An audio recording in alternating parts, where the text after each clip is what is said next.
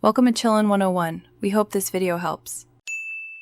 In this video, I will explain how to replace your Nissan Altima's rearview mirror.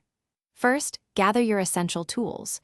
You will need a Torx T20 screwdriver, a small flathead screwdriver, and of course, your new rearview mirror. Make sure your replacement mirror is specifically designed for your Altima to ensure a perfect fit. Also, have a clean microfiber cloth and some glass cleaner ready for the final touches. This preparation ensures a smooth and efficient replacement process. Now, let's carefully remove the old mirror. Look closely at the base of the mirror's arm where it connects to the windshield. You'll find a small set screw or a clip. Using your Torx T20 screwdriver, loosen this set screw by turning it counterclockwise.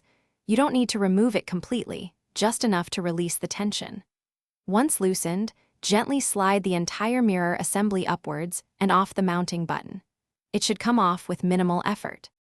With the old mirror removed, it's time to install your new one. Take your new rearview mirror and align its bracket with the metal mounting button that's still attached to your windshield. Carefully slide the new mirror downwards onto this button. You'll feel it click into place when it's fully seated and secure. Once it's in position, use your Torx T20 screwdriver to tighten the set screw clockwise until it's snug. Be careful not to over-tighten it.